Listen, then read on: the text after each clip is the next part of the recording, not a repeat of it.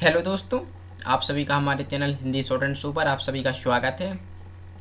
हम आपके लिए लेकर आए हुए हैं रामधारी सिंह गुप्ता के डिक्टेशन प्रतिलेखन संख्या 36। इससे पहले हमारी प्रतिलेखन 35 हो चुकी हैं। आप लोग प्लेलिस्ट में जाकर देख सकती हैं। यह डिक्टेशन 100 वर्ड पर मिनट से रहेगी। इसमें कुल 400 वर्ड रहेंगी। डिक्टेशन स्टार्ट हुई 5 सेकंड बाद।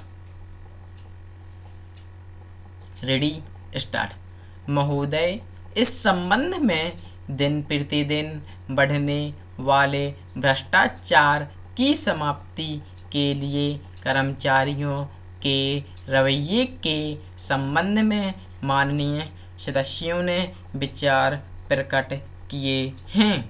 मैं समझता हूँ कि इससे कोई समझदार व्यक्ति इनकार नहीं करेगा कि भ्रष्टाचार को प्रोत्साहन नहीं देना चाहिए, अतः इस ओर विशेष ध्यान देने की आवश्यकता है।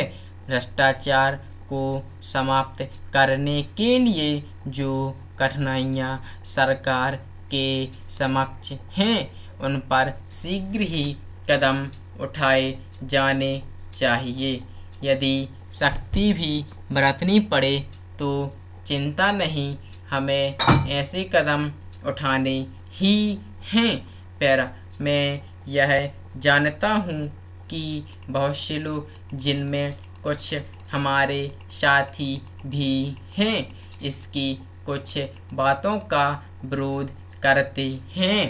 परंतु यदि हम देश की उन्नति चाहते हैं, यदि हम देश को आगे बढ़ाना चाहते हैं, और विशेषकर यदि आप समाजवादी ढांचे के आधार पर, जिनको कि कांग्रेस ने देश के लिए निश्चित किया है, इस देश की व्यवस्था करना चाहते हैं, तो हमारे लिए आवश्यक है कि हम इस तरह से कदम उठाएं कि जिससे लोगों को अपनी जीविका सुंदर ढंग से कमाने के लिए साधन जुटे जाएं। वास्तव में यह सरकार बधाई, जिसने यह साहसपूर्ण कार्य किया है। इस कार्य के लिए सबसे अधिक बधाई की पात्र है जो लोग यह आशा करते हैं कि हर काम उस ढंग से होना चाहिए जिसके लिए गांधी जी से हमसे कहा करते थे कि जैसा कि अभी हमारे एक साथी कह रहे थे कि जिस तरह से सरकार ने इस संबंध में व्यवहार किया है, वह गांधी जी की नीति के अनुसार नहीं था।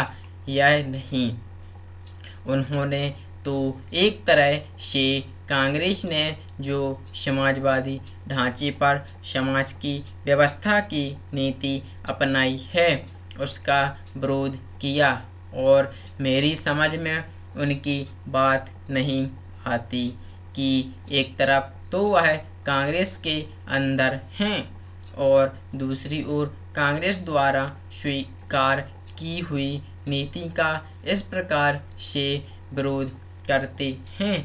मैं समझता हूँ कि वह इस बात को भी जानते होंगे कि कांग्रेस द्वारा इस नीति को स्वीकार कराने वालों में अधिकतर वे ही लोग हैं जो गांधी जी के अनुयायी हैं और उनके सिद्धांतों में विश्वास रखते हैं।